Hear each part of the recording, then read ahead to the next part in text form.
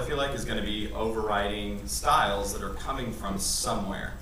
And it's either going to be coming from the default Drupal system, it could be coming from a parent theme if you're sub-theming, and it can be coming in from modules because they're allowed to do whatever they want. So a lot of the time you spend is going to be overriding styles or finding ways to prevent styles from coming in. So it's very basic, what does the theme need? And really the awesome part of Drupal is it doesn't need a whole lot to get going, to establish itself as something that's unique. All you need is a .info file that has a unique name and a folder that has all of the files that your theme is going to contain. And actually the theme and the info file namespace can be totally unconnected. So you can name something, your hello theme and just put it in a folder that's my theme, and it'll still register as the hello theme, or it'll actually get all the information from that info file.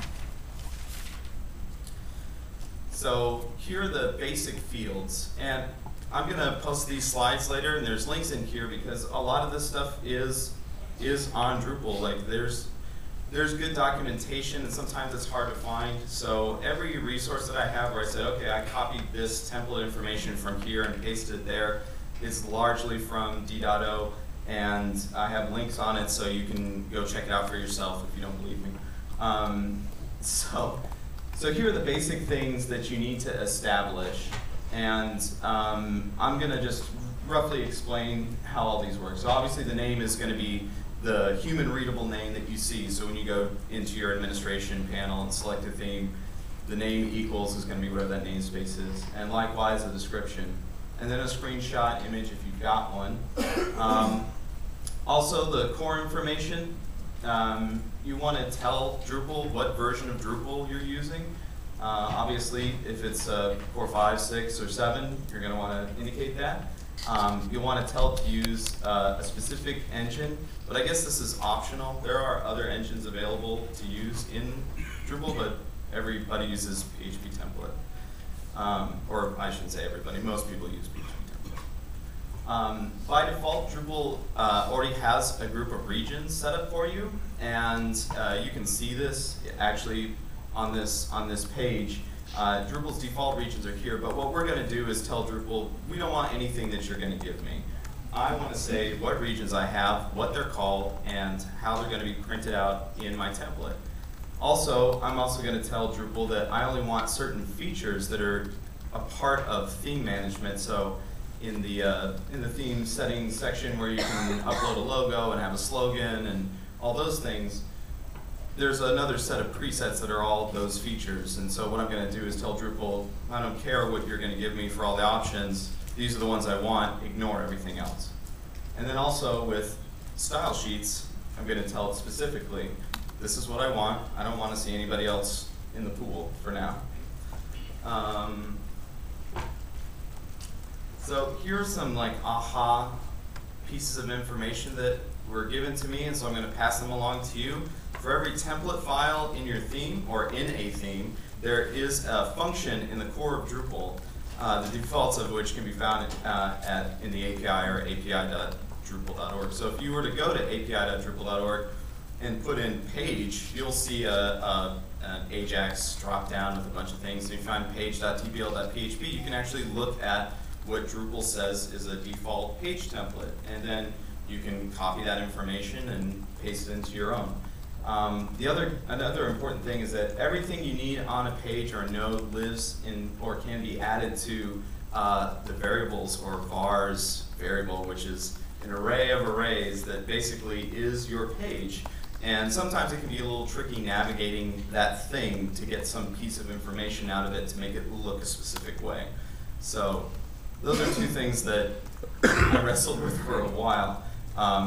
And then once somebody explained it to me, I was like, oh, okay, it's all there, no problems.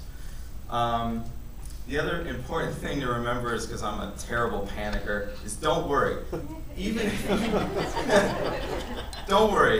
if you don't know a lot about PHP, you shouldn't be afraid to modify template files. I think there's, or at least my original apprehension when I was theming was like, if I delete this, is the site going to explode? Am I never going to get back to it? Is that it? Is the white screen going to be the way that I go out? And sometimes you will, but Control-Z is your friend, use it. But honestly, you really can't hurt it. You can't do anything that you can't undo, essentially. So don't be afraid to experiment. I constantly hit my head against the wall trying to solve a problem, and there's a good amount of that you need to do. Okay, so page on a website. A page is what you see. The anatomy of templates in general in Drupal can be a little bit confusing because of how things are dealt with. So the page is kind of like the wrapper. It's the layout. If you want to structurally really alter your page wrapper or your layout, you have to create another template for it or create some really awesome if-else statements or switch statements to swap out pieces. The node is really kind of what does all the styling of the content of your page. I know Jeff said the words node and content are kind of interchangeable, and that is sort of true, and I'll try to keep them straight, but if I make a mistake, feel free to point that out. And then there's blocks, obviously, is the wrapper and the content of blocks. And then there's comments, which I'm not going to show you how to deal with because it's frustrating. But these are the basic pieces.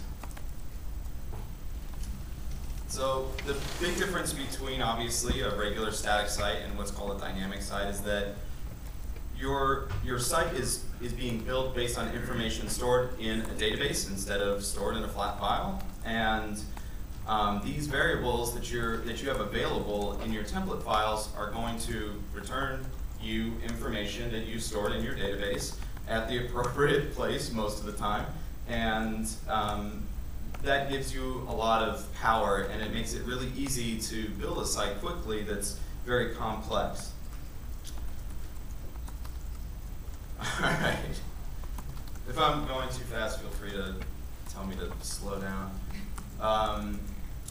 So, naming things in nodes. There's an easy way to do this. Drupal has a very good sort of pre-built template suggestion system where it looks for specific things.